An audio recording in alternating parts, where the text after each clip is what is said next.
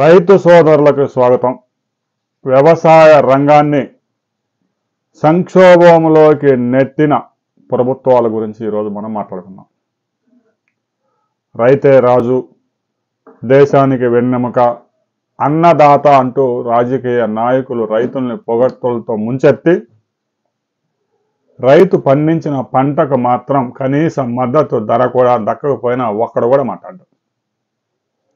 ఉదాహరణకి ఈ సీజన్లోనే మనం చూసుకుంటే మిర్చికి కనీస మద్దతు ధర లేదు, గిట్టుబాటు ధర లేదు. కంది పండించిన రైతుకి కనీసం క్వింటాకి 10,000 ధర కూడా దక్కడం లేదు. ఇక ఈ పంటలు సాగు చేయలేక సుబాబులు, జామాయిలు వేసుకున్న రైతుకు కూడా సరైన ధర దక్కడం లేదు.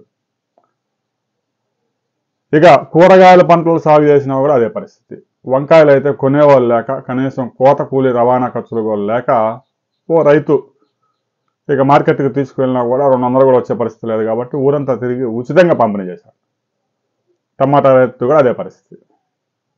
ఇక పత్తి మనం సీజన్లో చూసాం, కనీసం మద్దతు ధర దక్కకపోయినా కనీసం CCI కూడా రంగంలో దిగలేదు.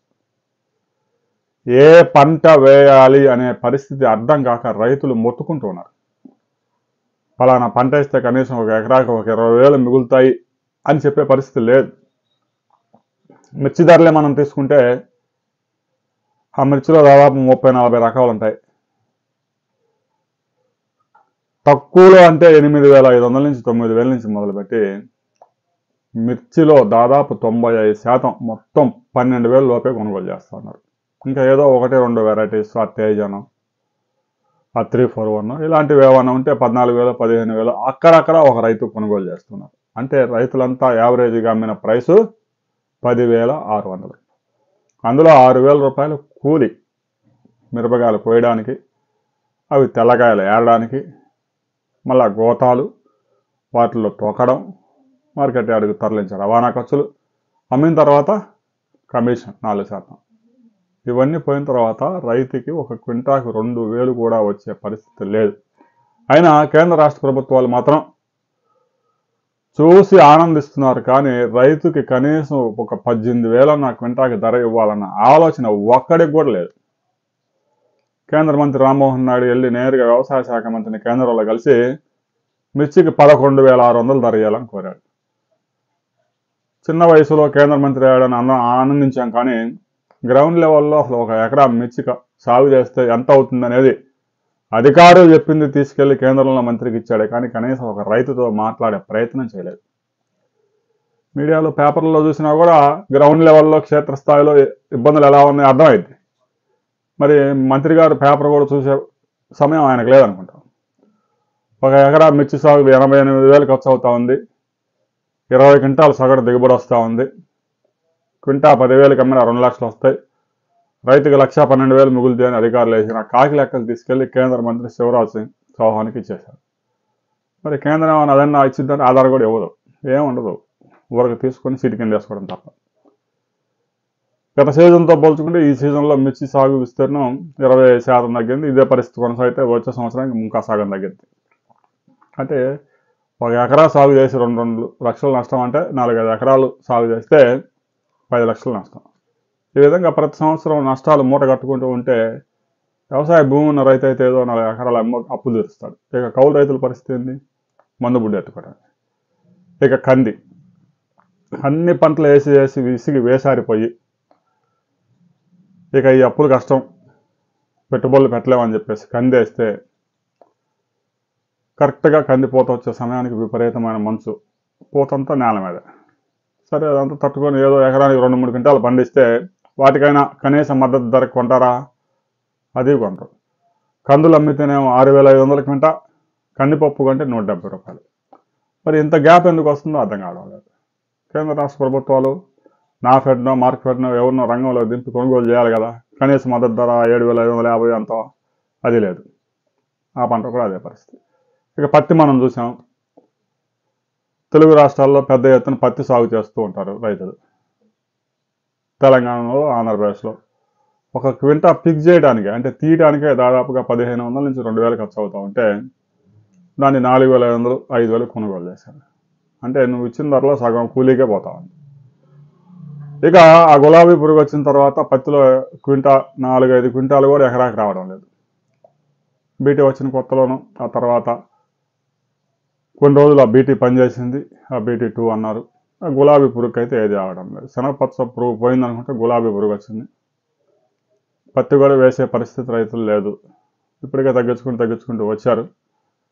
పొలాన్ని ఖాళీగానే వదిలిపెడుతున్నారు కానీ పత్తి సాగు చేయడంలో రాబోయే రోజుల్లో ఇంకా అసలయ్యారు.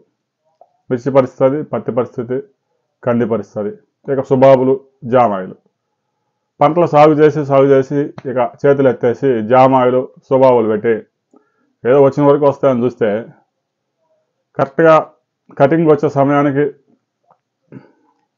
4,000, 5,000. 2 నెలల క్రితం కూడా టన్ను 7,000 దాకా కొనుగోలు చేశారు. తాజాగా ఇంకా రైతులంతా కటింగ్ మొదలు పెట్టేసరికి దాన్ని 6,000 చేశారు. ఇంకొక వారం పోయిన తర్వాత 5,000 చేస్తారు. ఆ తర్వాత 4,000. అమ్మితే అమ్మని లేతలేదు. రైతులు స్టాక్ పెట్టుకునేది కాదు. రైతులంతా కటింగ్ చేసిన తర్వాత దాన్ని మిల్లుకు తోలాలి. ఎక్కువ రోజులు ఉంచడానికి కూడా అవకాశం ఉండదు. నెలల తరబడి ఆడ వదిలేస్తే అది పనికి రాకుండా పోయింది. ఈ విధంగా రైతులతో జూదం ఆడిస్తూ జూదంలో నష్టపోయేది మాత్రం రైతులు, లాభపడుతుంది మాత్రం దళారులు, బ్రోకర్లు, వ్యాపారస్తులు. మరి ప్రభుత్వం ఏం చేస్తూ ఉందంటే రైతే రాజు, దేశానికి వెన్నెముక, అన్నదాత, రైతు భరోసా, అన్నదాత సుఖీభవ, ఈ వాళ్ళు చెప్పే మాటలు. ఈ మాటలతో ఇలాగనే మీరు గడిపితే ఇప్పటికే సగం మంది రైతులు కాడి పడేశారు. రాబోయే 4-5 సంవత్సరాల్లో ఆ మిగతా వాళ్ళు కూడా కాడి పడేస్తారు. రైతు సోదరులకు విజ్ఞప్తి చేసేది ఒకటే, ఏ పంట సాగు చేసినా ఎకరాకి 40,000 నుంచి 50,000, మిర్చి లాంటి వాణిజ్య పంటలు అయితే 2 లక్షలు నష్టపోతూ ఉన్నప్పుడు ఎందుకు సాగు చేయాలి అని ఒకసారి ఆలోచించుకోండి. సాగు విస్తీర్ణం గణనీయంగా తగ్గించండి.